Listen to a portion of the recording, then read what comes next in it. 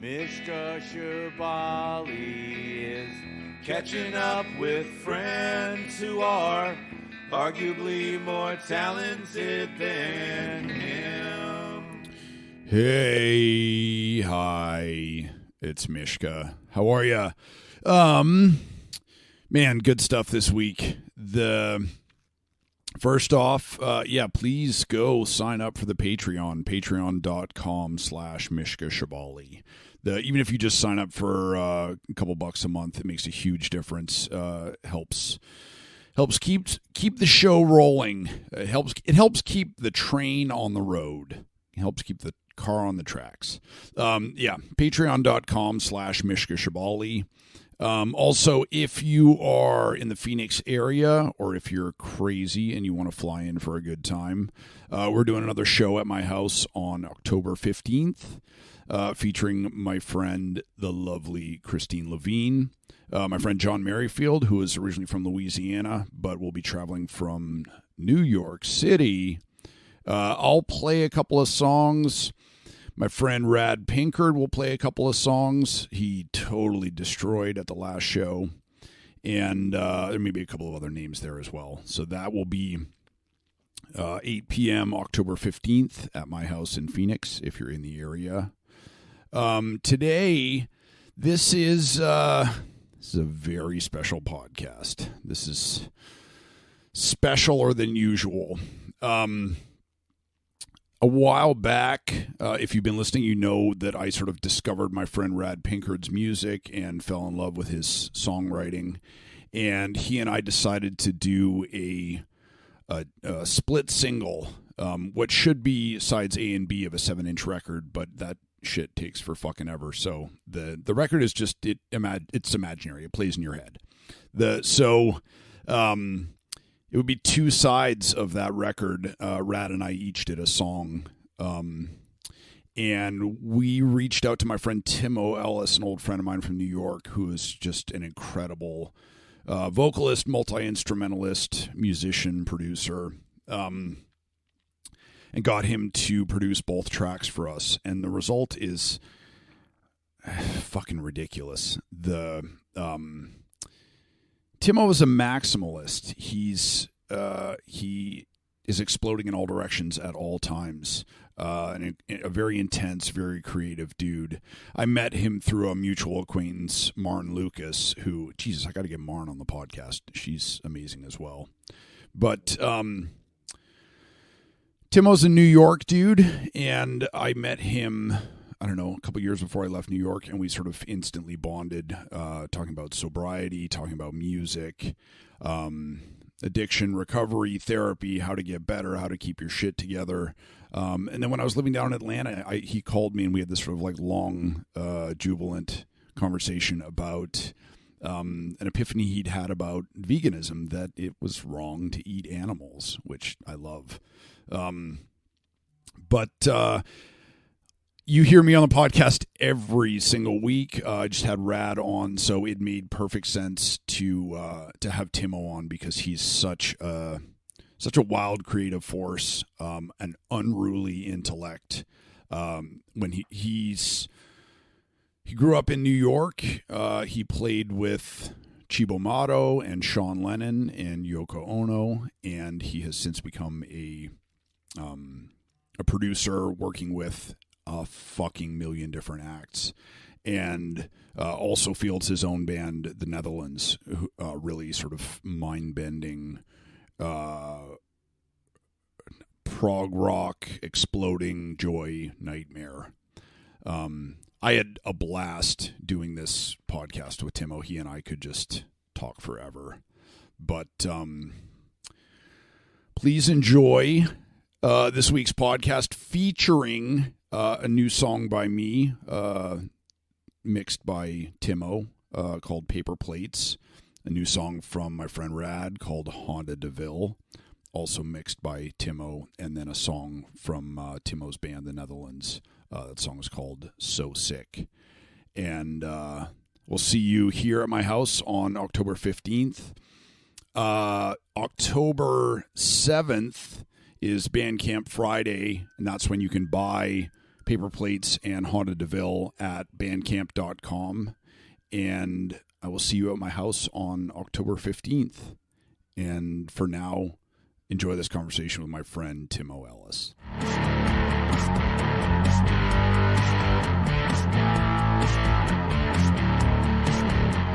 Hey! There you go. There How do you like that? How are you, buddy? I'm good. I'm good. I'm well, I should say. Overall, just do it, typical like 7 days a week forever. Yeah. Independent musician grind. But overall, yeah, I'm an artist. I continue to be an artist. And for all the ups and downs, I'd rather do this than anything else. Wait, it's funny.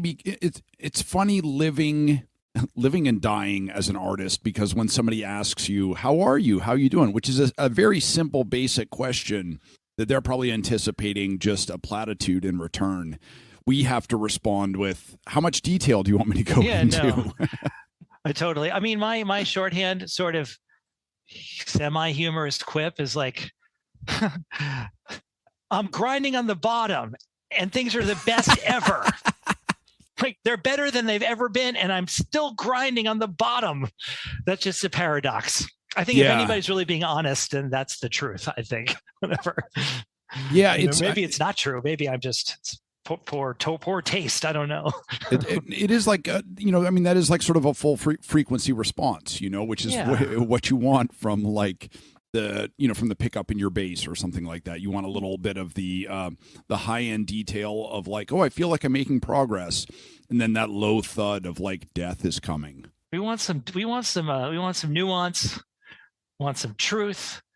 I'll take the complex. I'll take the pain. I'd rather have that than someone just like, fine, sure, great. Yeah. I love the UK for a million reasons, but one of the reasons that one of the things I love the most about the UK is that if you ask somebody from the UK how they're doing, an acceptable response from them is standard. Right. Which is incredible. That's so British. Just the economy of language, and it's honest. Right? Yeah. It's succinct. I mean, it's like that would be an affordable thing to put on your headstone. Standard. Nah.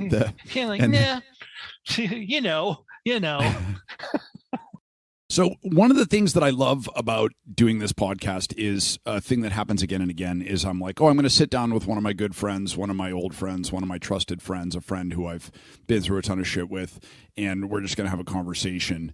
And then in the process, like leading up to it, I'm like, man, I know fucking absolutely nothing about this person whatsoever. That, it's sort of like two people meeting in the middle of the ocean, and you just hang on to each other, and you're like, oh, you're from St. Louis? My cousin's from St. Louis. Or, it's like we've never had those conversations. So, let's get to know each other a little bit. Right. I know you primarily as a musician, somebody who expresses themselves through music. How and where did you get your start? All right, let's see.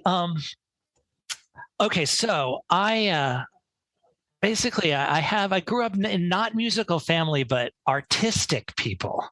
My dad is a he's not really anymore, but he's still with us, but he's got severe medical mishaps, so he's not doing it anymore. But he is celebrated author and marine biologist and a painter and an illustrator and also a museum planner. So I grew up around with this extremely wildly creative, amazingly brilliant author and painter and illustrator. And my mom also photo and worked in arts admin. My sister she is a graphic design wizard. She has a master's in graphic design. So I grew up around in New York City in the 70s with just, some sense aesthetics, sense of, but people, my whole crew is into art and stuff. So I remember sitting in your spot on South 4th and being struck by one of your father's paintings. Yeah, no, they're incredible. They're absolutely, thank you. They're just stunning. He does these just realistic acrylic paintings of, whales and sharks, dolphins and porpoises, and they're just beautiful. They're very heartful, and they're just really exquisitely done. So music fans, my musical epiphany really was when I was around 10 years old. It was from a classic rock it was contemporary rock back then on the radio. It was it was the Cars. It was basically the Cars. 79, summer of 79. You remember which song? Yeah, I mean, it was Let's Go. What was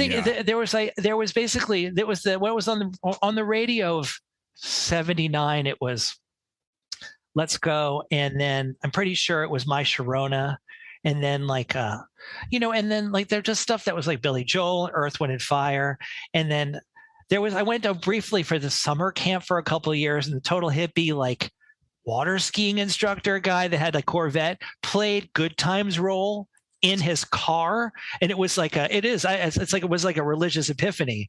I was like, this is those Linn drums, those crazy fucking Sin drums, in a real car stereo. I was like, this is the greatest. That was the greatest. It probably still is the greatest experience of my entire life as a 9-year-old, hearing that song in this crushing car stereo system. So it was in the year or two that followed that, already listening to the radio, but that I basically started to intimate to my mom, especially, that I was like, I think I want to try to play the drums. And so that way, I'm a drummer first. And so she bought me a snare drum.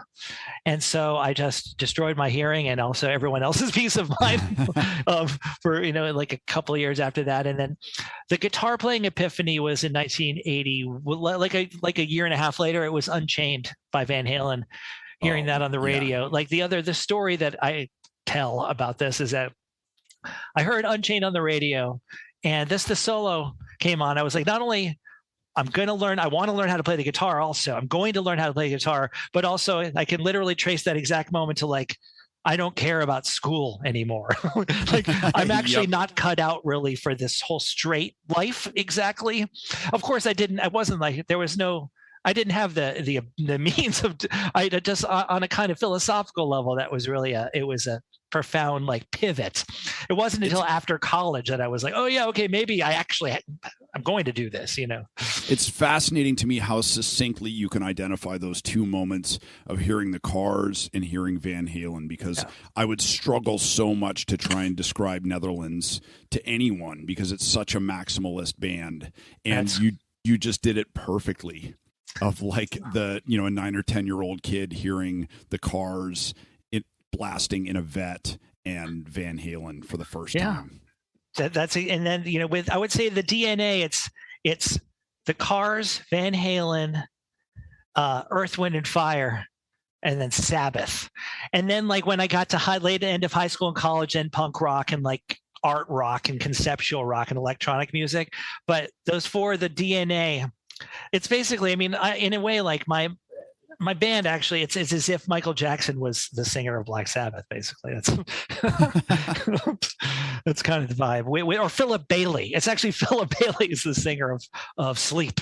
That's kind of the vibe. I love thinking about the Cars and Earth, Wind and Fire as gateway drugs to rock and roll, because I think the way that we the way somebody might conceptualize the Cars now is as them being sort of a light rock band or something like that. And that's not how I experience them at all. I have a tremendous sort of emotional attachment to them, and we could do this whole podcast talking about the fucking Cars. I know. I'm total stan. I'm a total fanboy still. But from the that crispness of the Cars, and then the creaminess or the boogie of Earth, Wind and Fire, and then the maximalist expression of Van Halen. It's like you fucking just triangulated your band for me perfectly. It's true. Exactly. It's not in a way. Yeah. If you, when we dig in a little bit, there it all is. It's not actually. It's not. I mean, I'm just saying. Then what you get it. There's obviously the entire punk and hardcore revolution that happened in high school, which is philosophically like, the whole ethos of not being a good musician was radical. Especially I've been listening to Van Halen and then like Tony Williams and Fusion and stuff. I was like, oh yeah, like songs, writing a song, singing a song, songwriting, and also the deconstruction of the forms with punk rock was hugely revolutionarily influential for someone that had been like a drum guitar store nerd up until then, and also drugs. There you go. Fucking explode the whole thing. You're like, sucking is awesome.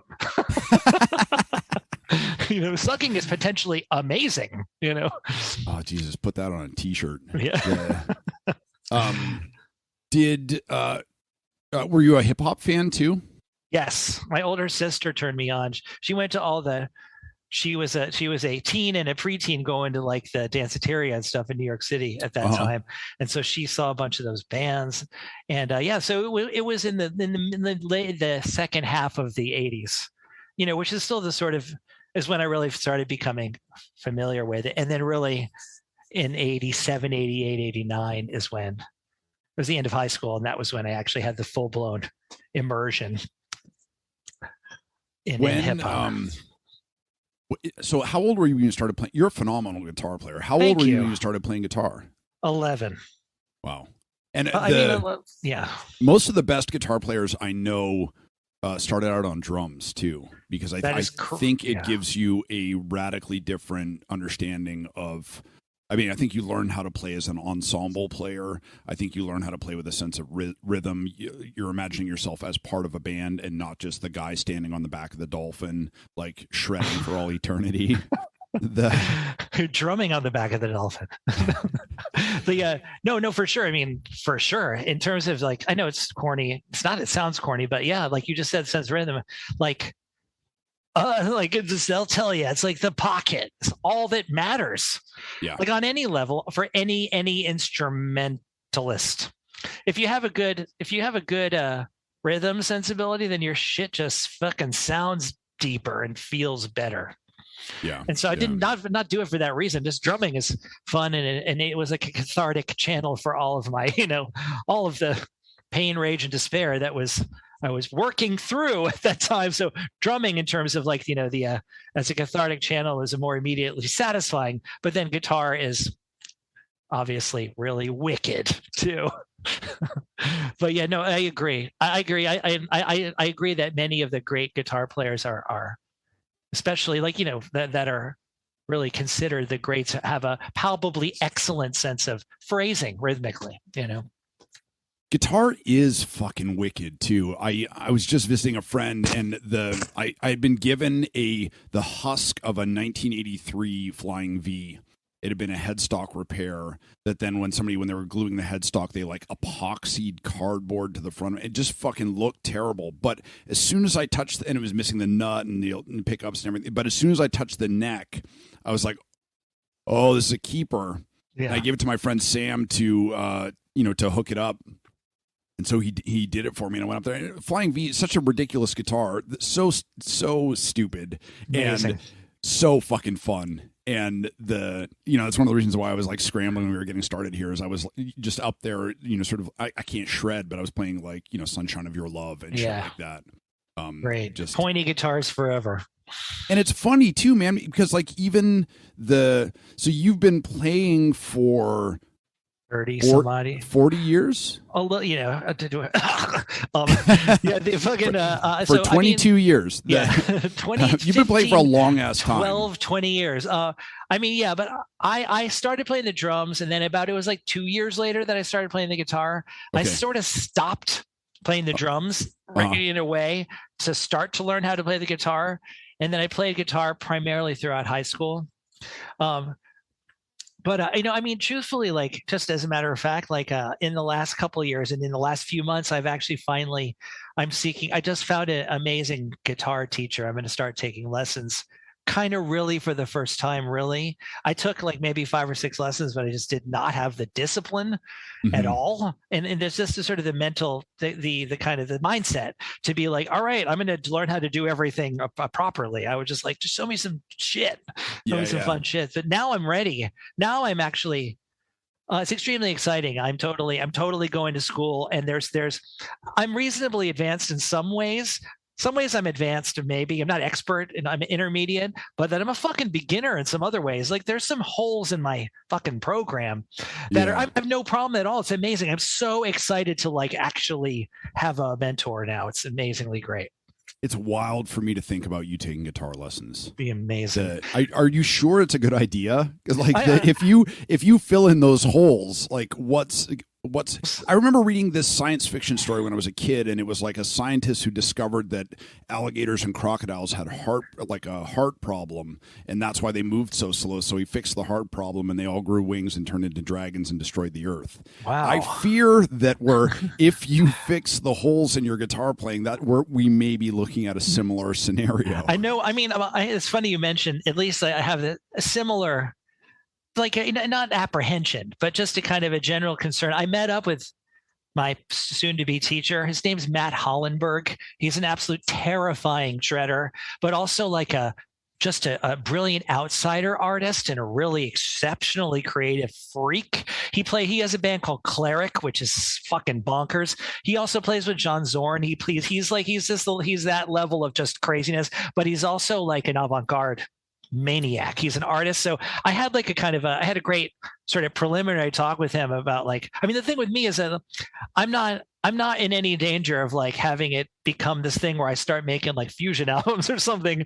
In a way, like I in my opinion, I already have, relatively speaking, in my own estimation, like I have the art part down.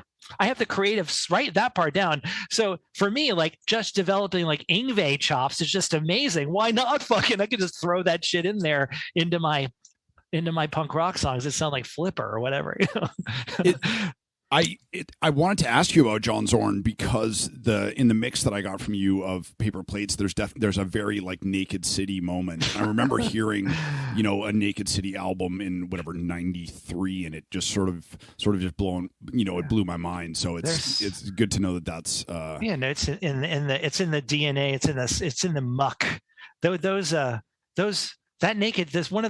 One of those Naked City records is the one with and maybe it's with Mick Harris from Napalm Death. Like those songs are fucking terrifying. They're like they're like you honestly, you feel like you just had a nightmare or something. It's not like, oh, this is provocative. You're like, I feel fucking terrible. like actually they're kind of scary. It's like watching a horror movie or something. The power of music. That's like really, they're really. So that was but yeah, I think, but it's a typically fucking, it's like mildly confrontational feedback solo in your indie rock song. No, it's not even really. I mean, I would say it's not any less confrontational than you. So there you go. Yeah, this is true. My voice is the whole theater of pain there. Exactly. Yeah. I thought it was perfect. What when did you start playing with other people? When did you start playing out in bands? And it sounds like your sort of your affection for music and drug use they fed into each other very, very quickly. That those strands were swirled together. So yes. So then basically like so it was drums and guitar. I think I got high for the first time when I was 14. And that was just, whatever. That was like arguably the greatest experience I ever had in my life up until that point, in terms of being like this foundational relief it was the thing. It's like, oh yeah, now I can actually bear my life. I can actually even I can fucking continue here. So throughout high school, through all of high school, which is it's like Chrome and all the punk rock, and then Pink Floyd, and all the acid rock and all the acid punk stuff, and then but at the same time being into jazz and funk and everything, being into everything. But like it was my substance abuse issues reached the first peak pinnacle my senior year of high school. And so the sobriety 1.0 for me was started halfway through my senior year of high school and went for about 3.5, almost 4 years, during which time I went to college, where I was like, it was like going to college when I was like emotionally like 12. Yeah. Which was like challenging, of course, you figure you sink or swim, you swim, anyway, the point being is I was playing music all throughout high school. I was a fucking a maniac. I was wildly excessive during that whole time. But then like it was at the end of sobriety 1.0 that I ended up connecting with people through my stepbrother's friends, my dad's third marriage, that ended up knowing that were friends with Mark Ronson, who was friends with Sean Lennon. And so my stepbrother introduced me to Mark, who said, you got to meet Sean because we're both these multi-instrumentalist people. And Sean and I hit it off. And then that eventually just developed into me moving back to New York City after going to college in the Pacific Northwest and living out there after college. And that was the beginning of that whole period of time where, it was the beginning of me playing in Sean's band and then in Cibo Matto playing. Well, at first it was playing with Yoko Ono with Sean, and then it was with Cibo Matto, who we met through Yoko's, like a compilation record that Yoko's record company got. They got Thurston Moore and Ween and the Jesus Lizard to do covers of the songs from this Yoko Ono album that we had made called Rising on Capitol Records. And that we met Cibo Matto through that. And then we all became friends, and that morphed into the Sean Lennon band. And so the Yoko, Cibo Matto, Sean Lennon thing essentially just was the beginning of this entire actual trajectory of me playing music professionally, which the peak of those things was from the years of 1995 to 2001. That was the Cibo Matto disbanded for that time after, I think, whatever, almost 8 or 9 years at that point. And at the end of Cibo Matto is when I realized I sort of needed to pivot and try to start cultivating a production chops and start making music, trying to, just to figure out like another just viable way of existing in the music world, which I've been doing ever since. Were you young enough when you were meeting Sean Lennon and Yoko Ono that like, that it didn't terrify you to be working with, celebrities or musical heroes or icons or whatever or was it just, these are people and we're playing music, or was there some specter of celebrity or history or? Well, in this case, like the thing is, I was a huge fan of Yoko. Uh-huh. So I was like, a real deep fan of hers. And like the thing about meeting Sean is that was kind of random, that was just sort of brokered just by people in my stepbrother. It was at their graduation from high school luncheon or whatever, like so this a meetup after that I ended up meeting Sean. And then, but meeting them, Yoko, the first time I met Yoko, I was definitely like, holy shit, went to the Dakota or whatever, and like, but, Sean is hilarious and extremely personable. And, he was also only 17. So he was a kid, I'm 5 years older than him. So that was, I was 22 at the time. And so we of course, it was in that context of young, and that was still in sobriety 1.0. I ended up, he wasn't in sobriety 0, whatever. He was just a teenager, and so we ended up just developing this musical relationship. So he and I, there was a sense, obviously, that he's obviously John and Yoko's child, but he was so down to earth and just hilarious and very just easy going, meeting Yoko though was another thing. And like, cause also at Sean's practice space, there's like pedals that have John Lennon written on them or whatever. This is his Fender amp from the fucking Elephant's Memory Band or whatever. So that kind of stuff was a little bit like, holy fuck, but after a while, Yoko's also, just terrifyingly brilliant, hilarious, very dry sense of humor, like English. Like she's got her and John, it's a whole Monty Python vibe. Like that's the level of sharpness of her whole thing. But she's extremely intelligent and extremely articulate in English. She's more articulate in English than English as a first language people, like a lot of them. And so if, any of the kind of nerves or, possible spookiness pretty much dissipated reasonably quickly when I started spending time with those guys, That was the experience I had with Lanigan, where I knew his music so well and I looked up to him so much that it was, for a while, it was sort of like a third presence in the room. And then the only time in my life that I heard him sing ever was we were hanging out in his garage together, and he was ridiculing me for like holes in my musical knowledge, and he sang a couple of lines from a soul tune to me, and my immediate response was like, holy shit, dude, you should be a singer. And it was weird because I was just hanging out there with my friend Mark, and I forgot that he was Mark fucking Lanigan until he opened his mouth and started singing, and then it was just, oh shit, there it is, that voice, So I think that is one of the great things about work and communication and collaboration, is that it gives your brain something to focus on, so you don't just think, oh, you were here then, you were doing that then, and obsessing about the shallow, useless stuff of celebrity or not.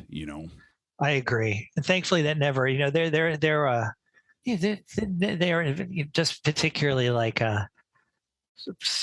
mindful, humane people. You know what I mean? There's no like lording it over you with shit. Yeah. So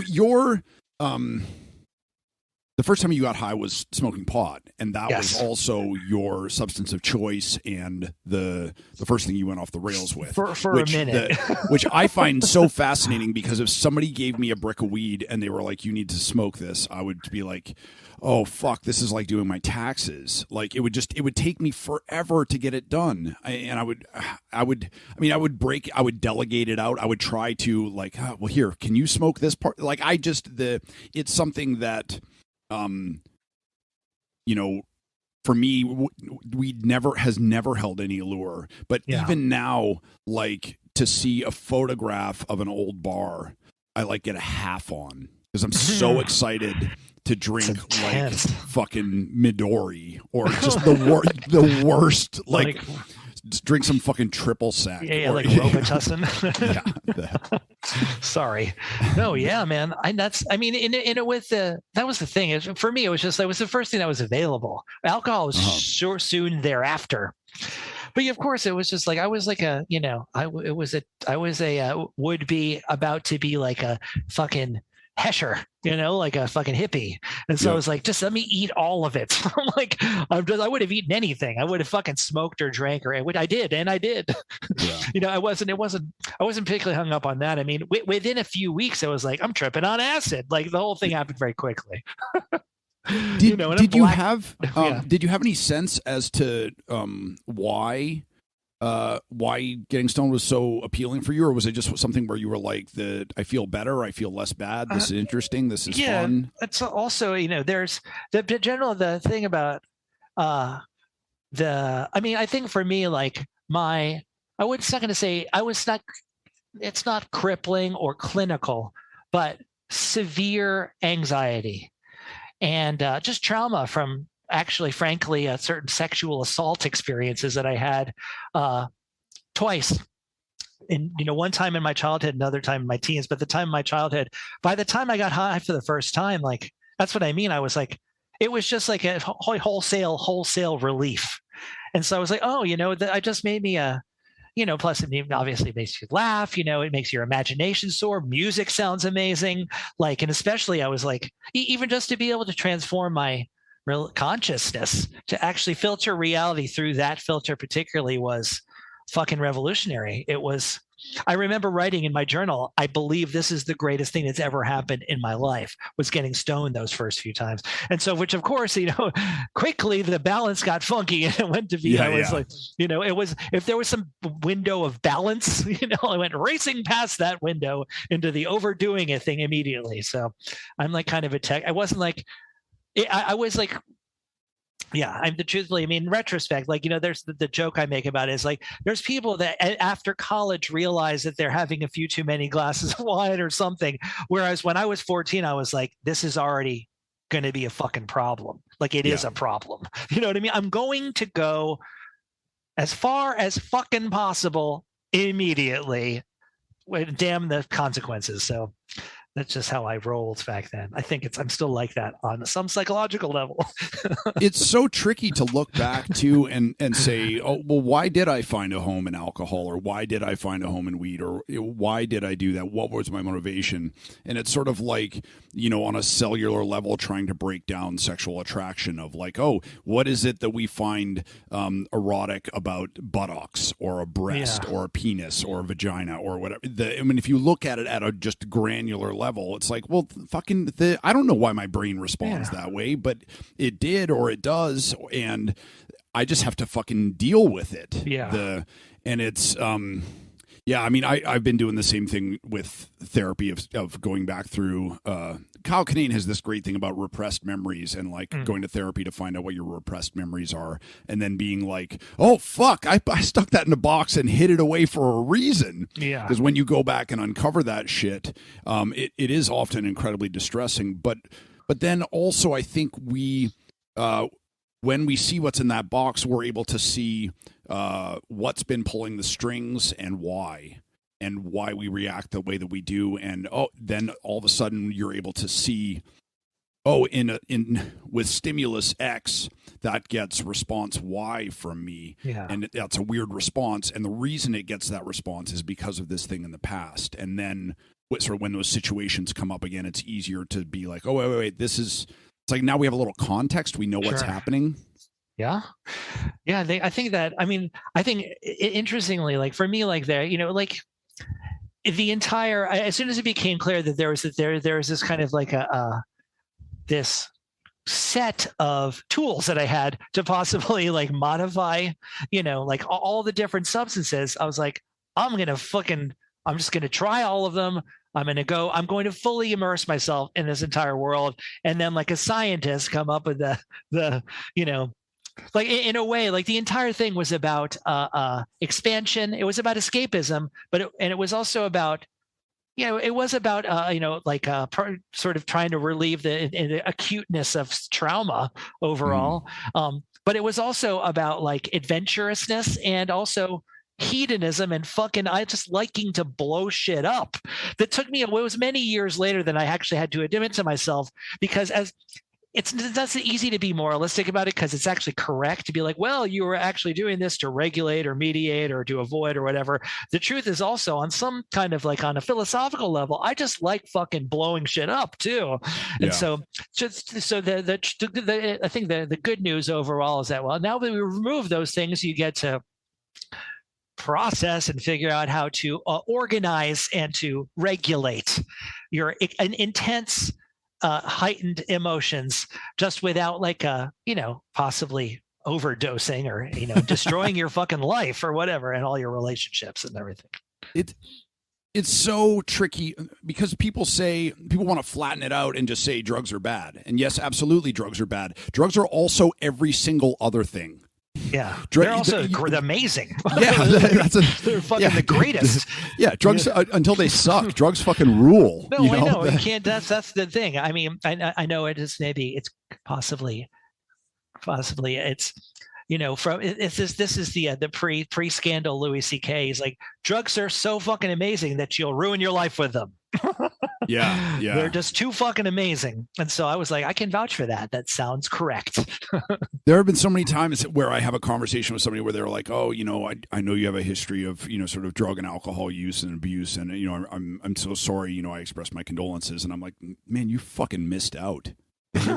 You never got spun out on fucking drugs and alcohol. You were never sleeping on the street. You never you didn't have that experience. Like, man, my condolences. I'm sorry that you were never a fucking depraved addict. Yeah, in a way, like I know, like it's just interesting. Like the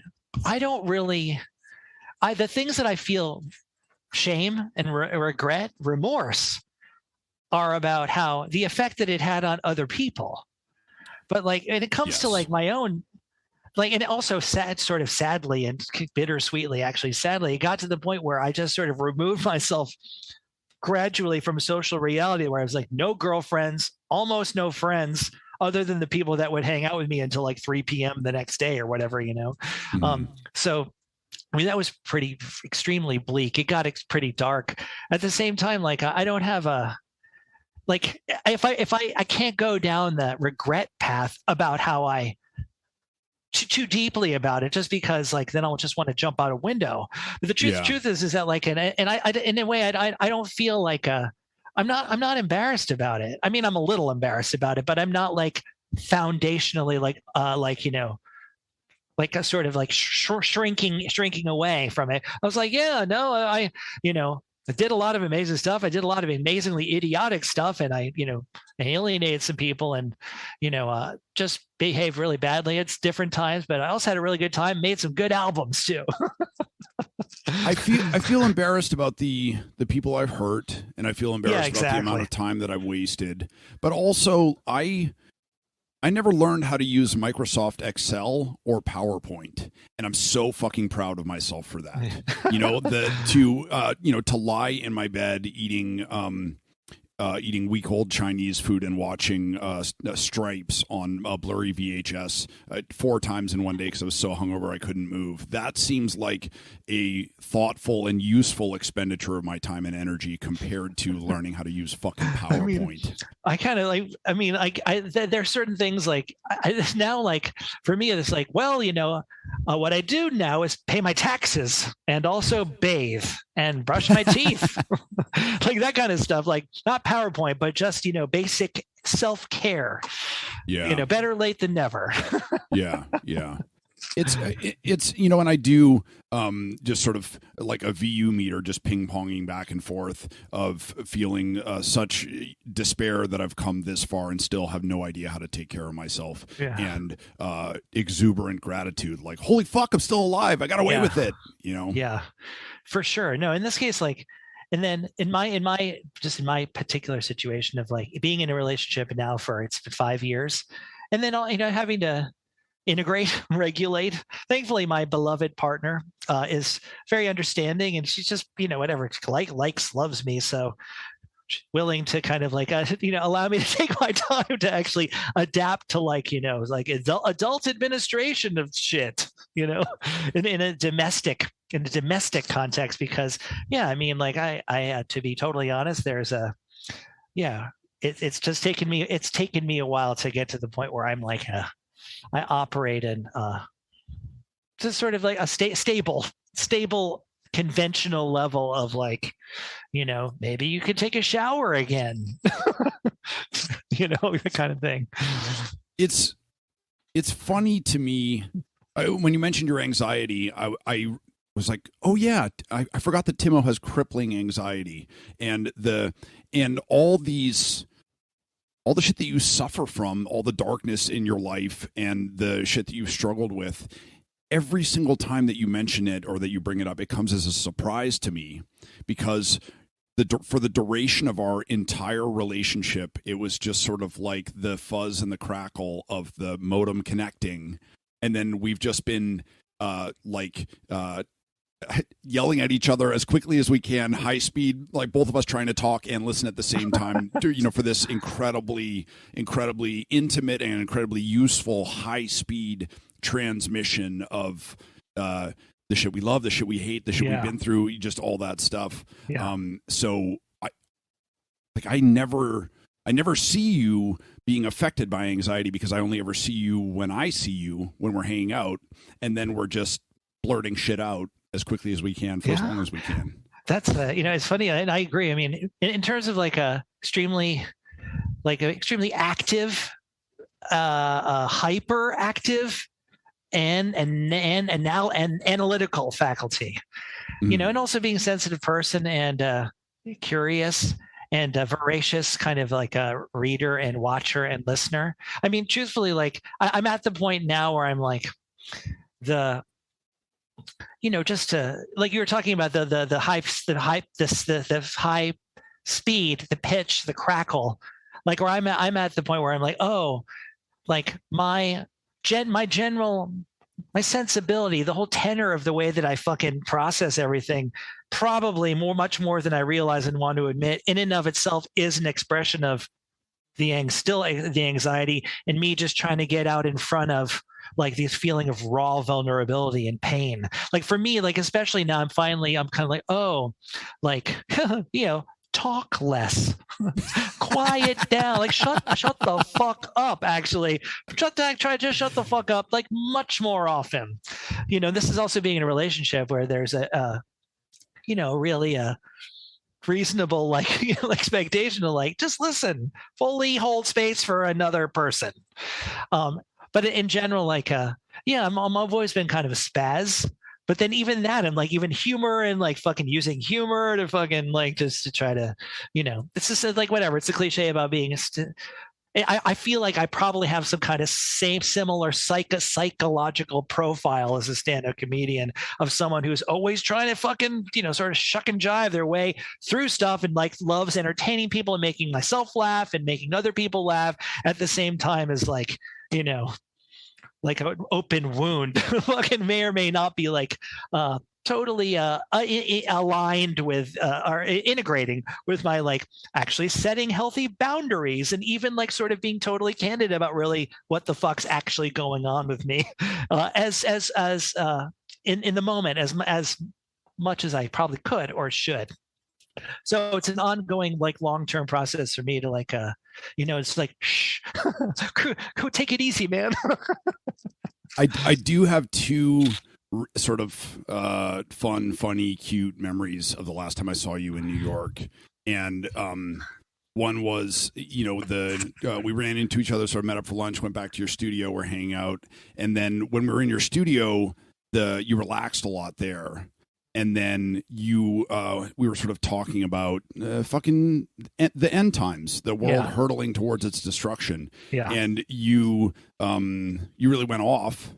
And then at one point you looked at me and you were like, oh my God, I'm so sorry that and I was like, no, Timo, it's me. Fucking go for it, dude. Yeah. Like I hadn't seen you for years.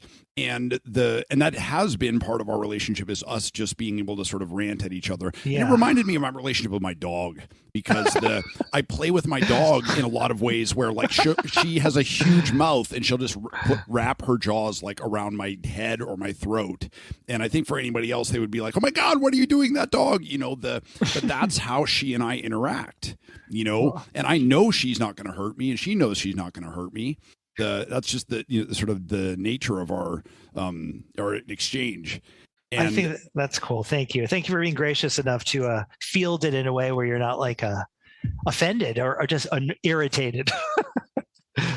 Timo, that is who you are, and that is the guy who we love. I think it would be foolish for me to hang out with you and not be up for that. Thank you. I feel like I really appreciate it. It's a very decent reception of the whole thing, of my whole thing. I think that's my it's as distinct like the rant, the download, the kind of like the intuitive. Let me try to fucking like articulate this entire three associated improvised set of perspectives, depending on the context and also the sort of pitch or the intensity of it, as you're basically saying, can have the material quality of a rant and not a conversation. Like it can feel less than reciprocal sometimes. So I have some trusted, beloved people in my life who are interrupting me. Which is extremely important for me. Thank you, those people. I for your partner to do that totally makes sense to me. But for I see you so infrequently. I'm reminded of I think Slash was tapped by Bob Dylan to play on a thing. And they were asking him how it was. And he was like, well, he asked me to play a thing in the style of Django Reinhardt. And I did. And that was it. And I remember being like 11 years old and reading this. And I was like, what? And I love Dylan. And I remember being like, why the fuck would you tap Slash to be anyone other than motherfucking Slash? Yeah. Right. We love you for who you are. Thank you. Love you too. Also, go ahead. Sorry. The other thing that happened that was deeply rewarding for me was playing you the demos that I'd recorded, and you sort of just, you shut up. You just sat there and you just listened to everything at a very high volume, and then you turned to me and you said, I feel that you were profoundly lonely when you were writing these. And that was absolutely true. And it was sort of like I couldn't tell somebody that. I needed a trusted friend to listen to those songs, to understand them, and then to say to me, I feel like you were profoundly lonely when you were writing these. And it was it felt like when you go to the chiropractor and he like cracks your neck and you're like, you feel like your head might come off, but then all the blood rushes through where, where you've been impinged. Well, well, of course, I'm glad that. Thanks for sharing. And we've since worked on stuff since then. But yeah, I don't know. Let's talk about that. Yeah. Yeah. Amazing. I think, it's fucking epic. That song that our joint production of that song is fucking epic. It's fucking amazing. I'm extremely proud of the work that we did together on it. I don't think you and I have actually spoken voice to voice since you sent me that mix of it. And Timo, it's fucking incredible. It really like blew my doors off. The one of the things that I really love about this mix is that there is sort of a hollowed out loneliness that I think goes through a lot of my songs and all my records and stuff. And I think the mix that you did there's so much more emotional nuance. It's a very Timo mix of there is grief and rage and loneliness and loss and what the fuck do I do now? But then there's also these moments of beauty or even joy. There's a couple of there's a couple of yells in it where somebody off mic is just like, woo, and it's like, I'm talking about like death and just my end, my own personal apocalypse. And then somebody off mic is like, hell yeah, bro. Well, it's because the band, your supporting band in this case, which is me and me and me and me, is has an ensemble accompaniment of your tale of woe, which is actually fucking liberating. It's uplifting. I mean, as much as possible, you know what I mean? Because I don't want to make it. You can't have like sad on sad. It's fucking sort of not pleasant to listen to. Like there's an offsetting. There's a kind of, I think, ideally of the right balance to be struck in a way that brings out the pathos of your story, but in such a way that actually is buoyant. It kind of and that's just me. And that's my whole thing is that kind of rock band is there's some like a spirited bass player who's like, it's like Prince's band, woo, in the background. Like that's all the Netherlands. All of my stuff has these kind of like these other instrumentalists that are like, oh, in the back. That's just how I end up interpreting things, or at least many of these things. A lot of these rock and pop and rock and soul and sort of R&B types of things, with the strings and the guitars and maybe a little percussion or whatever. But yeah, celebratory, even though the message is arguably extremely bleak, even though it's funny though too. Yes. I mean that song there's obviously it's super tongue-in-cheek, even though it's tongue, whatever you want to say, like the dark part, whatever the dark part of the tongue-in-cheek is, whatever. Off the top of your head, what all did you record on that track? All right. So drums, acoustic drums, electric bass, synth bass, electric guitar, background vocals, percussion, and some keyboards, like some strings and pads. And so, yeah. So the entire, you're playing your acoustic guitar and singing on it. And I'm playing everything else. I have to carry something else to you after having heard this mix and having shared this mix with other people who know me and know my music and know my songwriting, is that they would listen to it and then they would turn to me and be like, holy shit, dude, did you do all of this? At which point I had to say, no, I didn't do any of it. So go fuck yourself. It's amazing. It's phenomenal. And what you talk about there of the band, I do recognize myself at least at this point in my life to be an emotional, complex person with a lot of emotions happening at the same time. I don't know if you can hear it off mic. My dog is having a dream. And it's amazing. Oh, it's the happiest and saddest sound I've ever heard in my life, with the way that she barks softly in her sleep. Oh man! And I'm not just pain, like Johnny Cash, pain, grief, and suffering all the time. Sometimes I am happy. Sometimes I just never put it in a song, because when I'm happy, I'm like, well, I don't need to write a song. I write songs to comfort myself when I'm feeling suicidal.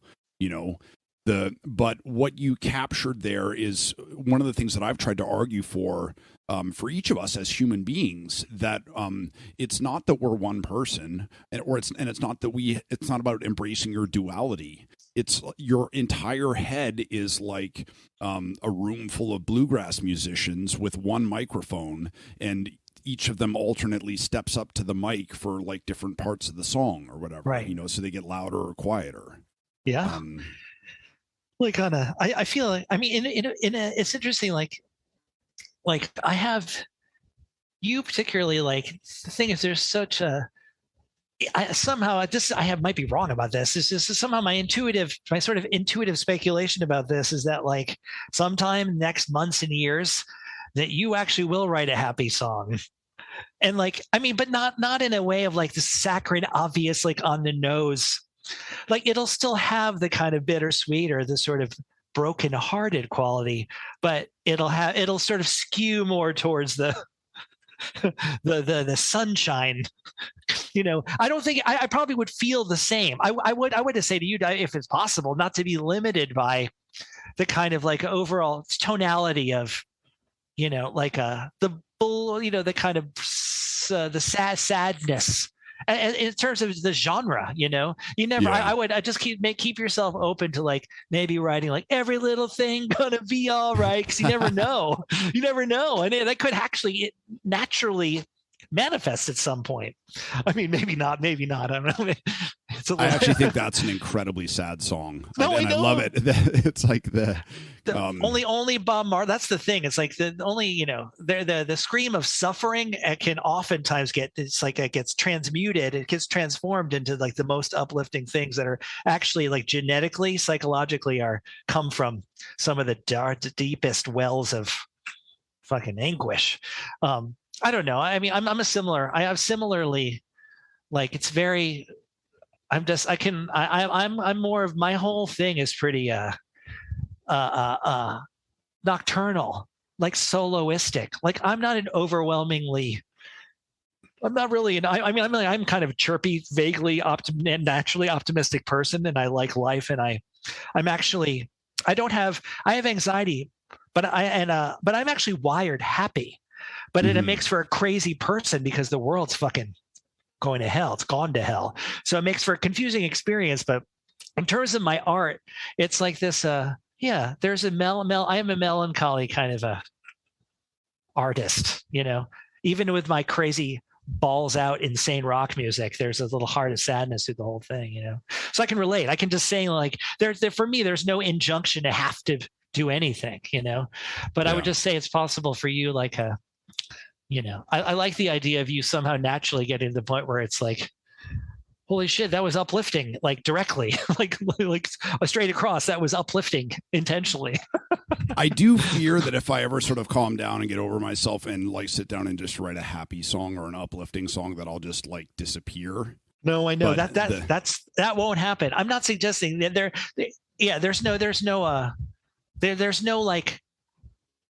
the injunction to have to do anything, but you wouldn't. It's like, maybe you would. I don't know. I doubt it.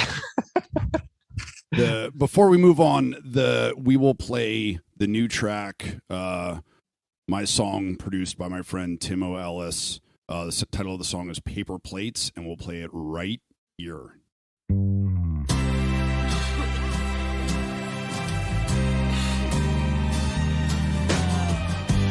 lit a candle in my window.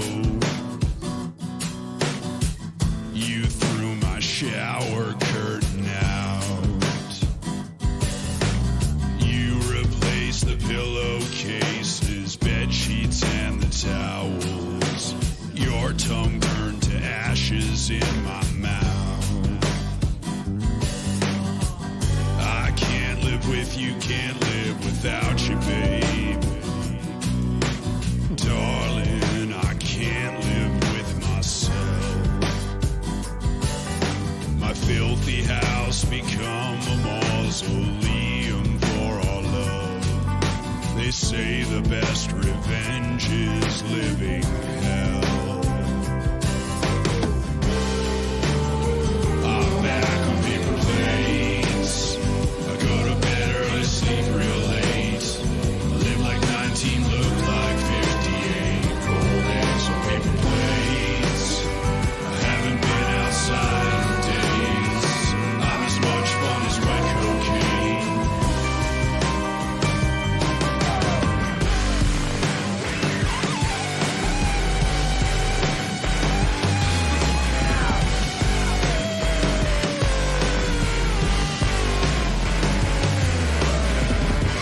Socks pile up next to the sofa.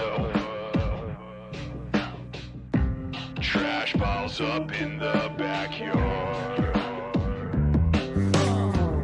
I'm living on condiments, ketamine and menthols.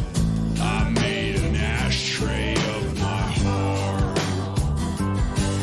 Lying naked on the concrete. This has gotta be the bottom, but I've got an eerie feeling I'm still sinking down. This rut I'm in, I'm scared it's just a shallow grave with both the ends kicked out. I'm back on paper plates. I go to bed early, sleep real late. I live like 19, look like 58. Cold eggs on paper plates. I haven't been outside in days. I'm as much fun as wet cocaine.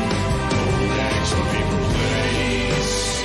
I go to bed early, sleep real late. I live like 19, look like 58. Cold eggs on paper plates. I haven't changed my clothes in days. Dry heaves of wet cocaine.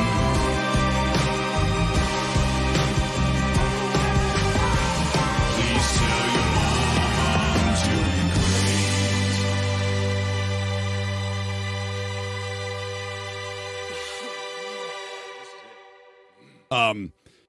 Let's talk about Rad a little bit. Let's talk about my friend Rad Pinkard and the flip side of this project, the B side to my A side. One of the so I know Rad from being a fan and a fuck up, and he was my like yard work dude, and then he sort of started sending me these songs, and one of the things that made me decide to go ahead with collaborating with Rad on a like 2-song release like this, so basically a split single, was playing his Stuff for You in the studio and watching your fucking ears prick up like a cat hearing the can opener. Yeah, man. You had a physical you had a physical response to hearing his songs.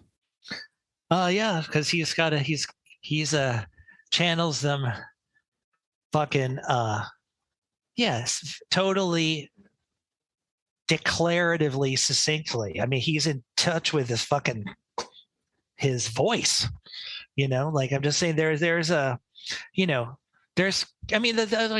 like anybody,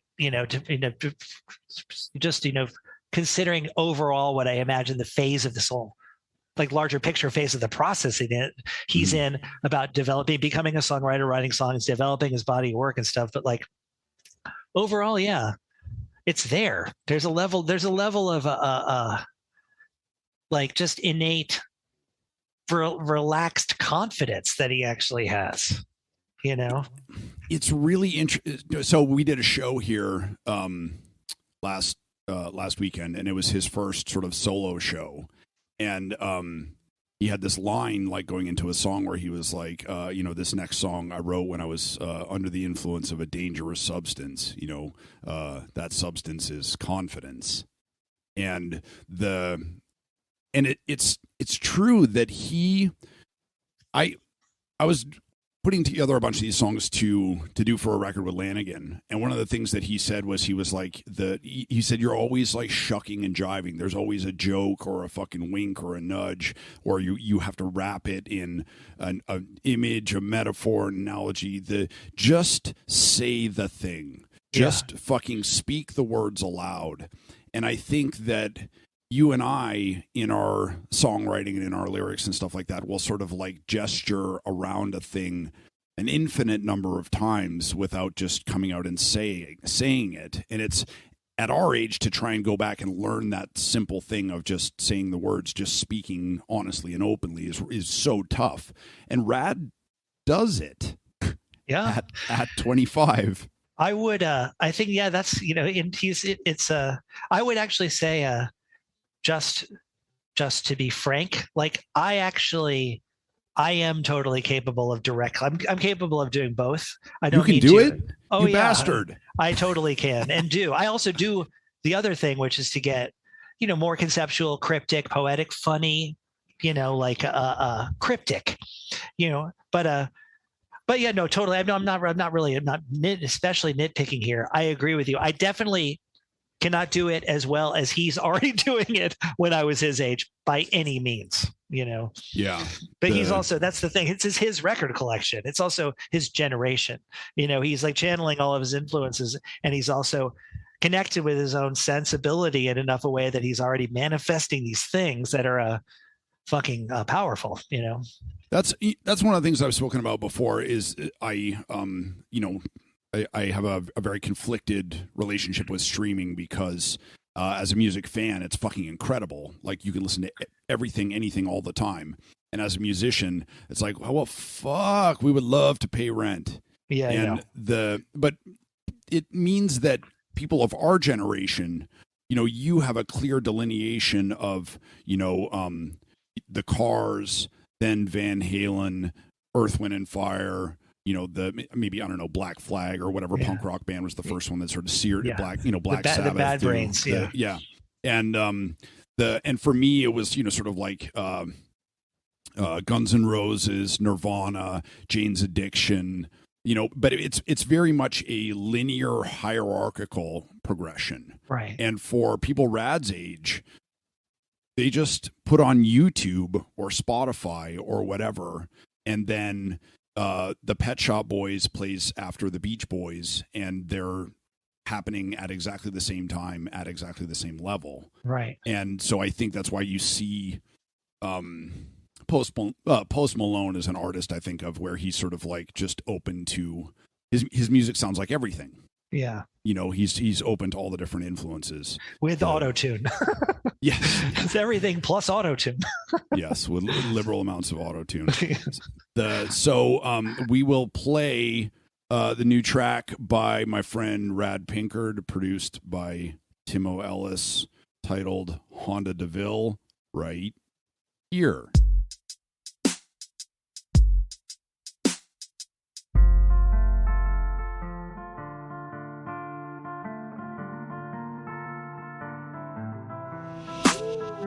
Honda look like a Cadillac, my Honda look like a Cadillac. Honda look like a Cadillac, my Honda look like a Cadillac. I'm not on the bus and I'm not mad at that, and I don't gotta walk and I'm proud of that. I don't gotta walk and I'm proud of that. 1 year ago I was stuck in a cell, and the year before that I was drunker than hell, and next year I'll be in the brand new Chevelle driving my little nephew to his show and tell, with no AC on cause we colder than hell, with no AC on cause we colder than hell.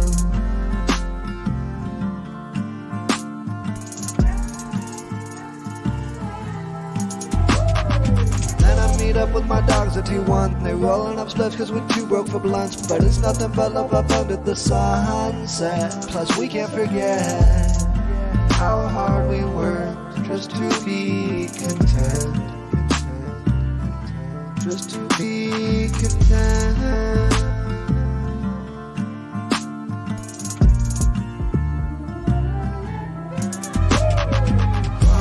like a Cadillac. My Honda look like a Cadillac.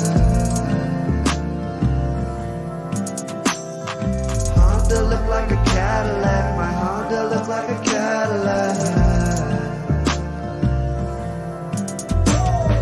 Baby, I love you, but I don't got time. I gotta keep both of my eyes on the prize. I'm looking for something I might never find. I could show you the world, but you living in mine. But you living in mine.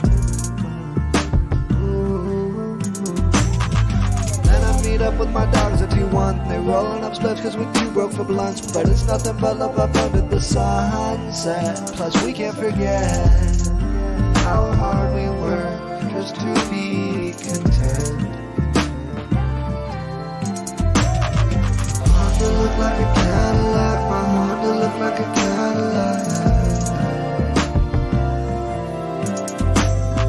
Honda look like a Cadillac. My Honda look like a Cadillac. Honda look like a Cadillac. My Honda look like a Cadillac. Honda look like a Cadillac. My Honda look like a Cadillac. Honda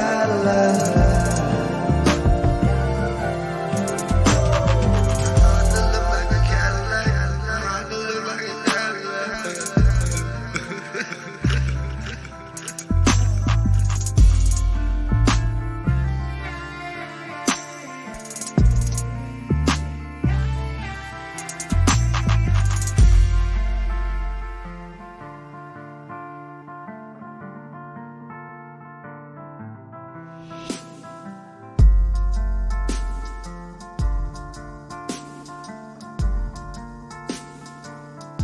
I want to talk about Netherlands. Yes. Give me because I've seen some. I mean, there's we could do one podcast just about Cast of Cats, but but I want to. There, it feels like there's been a very there's been an evolution. There's been there's a story. There's a narrative arc with that band. Where, when, how did you start Netherlands? And I guess walk us through, all the, I'm imagining that thing of, the ages of man, the Homo erectus, the exactly. Neanderthals. Devolving. At a certain point, it went back in the other direction. So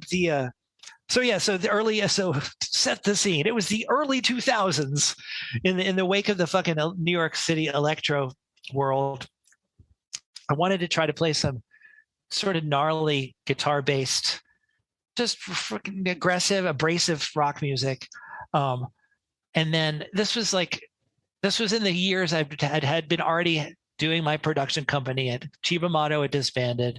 And there was a pre-Netherlands band called Pterodactyl Bird of Doom, which is a quartet, which has a kind of it's sort of like Can, Butthole Surfers, Melvins, like more of a psych, sludge psych, though with a different singer. I wasn't the singer. I mean, I sang a little bit. Then those people left town, whatever. And then eventually morphed into this thing, the idea of a trio, wanting to do like a guitar rock trio, but that was primarily driven by a really gnarly synth bass player, bass sound. So that's kind of always been the concept in a way, that the foundational concept. But last years of my not sobriety was when I started the band.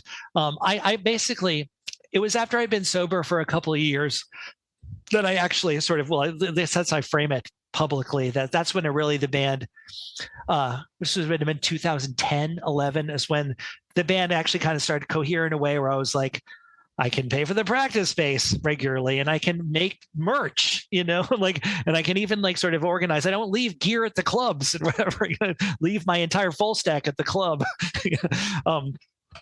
But so, I mean, during that time, there's been I think we're in Mach 4, something like that, iteration of the band. I feel like my band Ribs played with Netherlands. I can't remember the name of the venue in 2008, 2009. Or something like that. I have brief flashes of you shredding a guitar with an earpiece. Yeah, this is and that was sort of the nadir of my drinking. Oh, shit. So I don't think you and I had any interaction that night, but I do think that we shared a stage with you. And one of the reasons I remember is because the singer of the band Ribs spoke Dutch, and I was like, we're playing with a band called the Netherlands. Just do all your fucking stage banter in Dutch. And he was like, that's a brilliant idea. I'll do it. And then he didn't do it. I know. And then we don't speak Dutch anyway. So it's like, well, everyone's high, so it's all good. Or like someone gets it somewhere. A joke for an audience of one. Yeah. Oh yeah, but that's cool. I remember we played with Fresh Kills later too. Yeah. Several times. Yeah, exactly. Like anyway, so yeah, Netherlands. It's we're at our 7th full length album now. Wow. One just came out on the beloved San Diego based punk rock label called 31G. It just came out like a few weeks ago. We have another completely finished record coming out on this Finnish label called Svart next spring. But yeah, basically like there have been for one-off record deals here and there. But yeah, building up press, building up our name. The band itself, in my own estimation, is the best ever, and it's a fucking scorching entertainment. I'm whatever. The funny thing about the Netherlands is that like for anything, like even in like this, it's technical melodic sludge. Like there's elements of there's some kind of old school metal, but then there's some krautrock, and then there's some performance art a little bit, and some R&B, occasionally a little dance music. But even then, like I've been actively trying, and I would like to think, at least I think so, mostly succeeding of not making the same fucking record over and over again. They're all really actually very different, and there's some tonal variety even within the records themselves. And so just on an artistic level, I'm fucking proud of that because with hard there's formal rules in rock music, like there's genre parameters, and so the trick is to try not to just it's not as if there's some record company like I need a hit, like, so we have the freedom to be able to just experiment. Like the record that just came out is closer to being like a no wave, like a krautrock, electronic trance rock. And the one that's coming out next year is like, it's like a soaring fucking melodic fucking R&B doom record.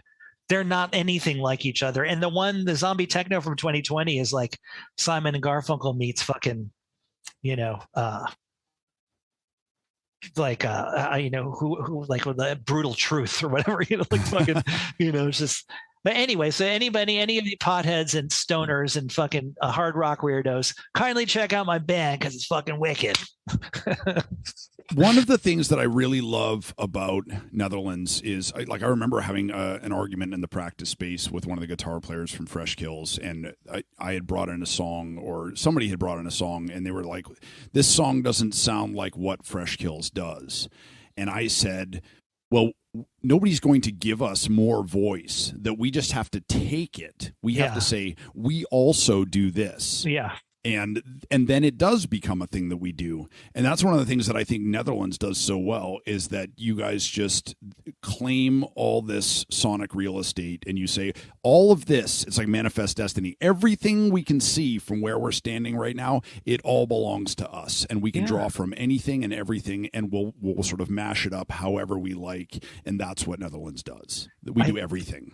I greatly appreciate that. I'd just like to say for the record that anybody listening, it's not just for the sake of being zany or quirky. Like there's aesthetic coherence of the whole thing. Like the albums, there's aesthetic continuity between everything, but it's also not like, and now reggae, and now like it's not a stunt, and it's not some genre experiment. To me, it feels like an expression of love. That like we love everything we see. That music sounds good, and that's beautiful. Thank you. That's amazingly great. I appreciate that. That's correct. And you guys are just a 2-piece now, correct? Now we are a duo with a backing track bass player, which actually totally, just as far as I can tell in terms of the staging and the sound, is integrated seamlessly. Like I was a little worried about having sort of a phantom bass player. But the whole thing about Netherlands is a lot of the riffs are so unison. It's like one giant bass line. A lot of the songs are, there's not a lot of counterpoint. Like the entire thing is like one sort of huge, mostly super low octave, often very low octave. So the phantom, the backing track bass player is not it's not distracting by all accounts. And I was getting some of my harsh critical friends to just tell it to me straight, and they're like, yeah, it's fine, but yeah, it's cool. The drummer, his name is David Keith. He's originally from Connecticut. He lives in Nashville. I met him fucking through a sponsored post on Instagram, which is random. He reached out to me based on me promoting one of these other albums I made, and we hit it off, and he's amazing. He's also in Rainbow. He plays with Richie Blackmore, which is fucking amazing. Wow. So he's in Rainbow, the band. He's also in Richie Blackmore's Night, which is the Renaissance rock band. He wears like tights and shit. That's amazing. He's an unbelievably graceful, crushingly shredding rock drummer. Like it's like watching some ballet dancer. He's fucking stunning. And so together, it's wicked. I'm just very grateful because he's like a fucking killer. Yeah. I can't wait to see it. I haven't seen the current incarnation, but I can't wait to see you guys play. If you can I pitch? Can I pitch something? I was going to say, let's get out of here on a Netherlands track, but before we do that, do you want to run down a list or a partial list or just off the top of your head some of the people you've worked with? Because I think that's a great expression of the length and breadth of your chops as a producer and your just all the ways in which you engage with music. Okay, great. I mean, I've done for producing, I've done a ton of stuff for brands and for like just a bunch of stuff for scoring, like for stuff in short films and some other feature films, licensing. The people I played with, I played in Cibo Matto, I played with Sean Lennon, I played with Yoko Ono, I played with Spacehog. I've done recordings with Gibby Haynes, I've done recordings with John Zorn, did recordings with Money Mark, Domino Kirk. There's been, and who else? You have the Cool Keith thing. Oh yeah, Cool out? Keith is Keith is collaboration on my upcoming kind of like old school hip hop record, the solo album that I'm also making at the same time as everything else. I was in Joan As Police Woman too. There's more. There's a bunch more I can't think of off the top of my head, but yeah. Timo, it's fucking wild. It's your resume it's confounding. Thank you. It's it's fantastic. You can maybe play it. I want to send you. I'll send you some other. I got to send you these Netherlands records that I'm sitting on, the finished ones, because I'm deep shit. Well, let's tell everybody where they can find you, and then let's fucking play a Netherlands track and get out of here. Thank you. All right. Anyway, so thanks to anybody that cares. I'd greatly appreciate it. I'm Timo Ellis. Anybody like the weirdos and musicians and people that like really heartful fucking weirdo, super eclectic but very deeply felt music can find 20 plus of my albums on timoellis.com. The Netherlands site is netherlandsband.com. And there's a bunch of music and videos. There's a ton of fucking media, blah, blah, blah. It's all the links to all the DSPs are there too. Anybody that lives in the New York area that wants to come to the Netherlands record release party is going to be on November 9th at St. Vitus in New York. So please come on down. But otherwise, I humbly, kindly implore you to check out my music because it's fucking, it's vast. Burping. I got tons of, it's a vast catalog of stuff, worth checking out. I believe it's wild. And hopefully this goes, I've expressed this very well before. You're a fucking incredible producer. And a lot of my friends are musicians who are listening to this. If you're looking for somebody to blow the fucking doors off your mix. I appreciate that. Hit me up, as they say. HMU. Yes, exactly. What song are we going to get out of here on? Let's see. How about I don't know. I mean, I was going to say something from the newest Netherlands record, which is called Kali Corvette. I think I will play the song called So Sick. So Sick. Awesome. From Kali Corvette. Timo, you're the best. I love you. Mishka. I'm so glad we did this. We got to do this again soon. Mishka, I love you too. Thank you. Thanks so much for having me. Everyone have a fantastic day and night wherever you are. Awesome. Talk to you soon, brother. All right. Have a good one, man.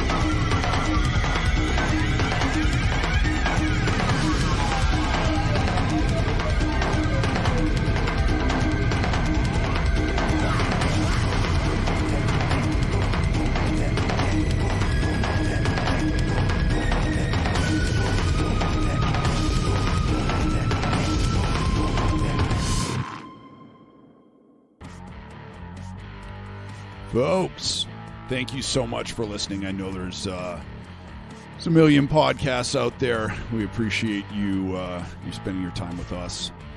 The if you're digging the show, if you're enjoying it, if these conversations move you, make you laugh, annoy you, piss you off, please take a minute to rate, review, and subscribe on Apple Podcasts or wherever you get your podcast. It helps us grow the show, and it helps other people find it. If you'd like to hear bonus episodes, song demos, just sort of ranting off the cuff conversations, all sorts of different bonus material, writing advice, personal blog posts and stuff like that, go to patreon.com/Mishka Shabali. We will be having monthly episodes up there with my mom and I answering questions from readers, and there's all kinds of good stuff there. Thank you so much for supporting.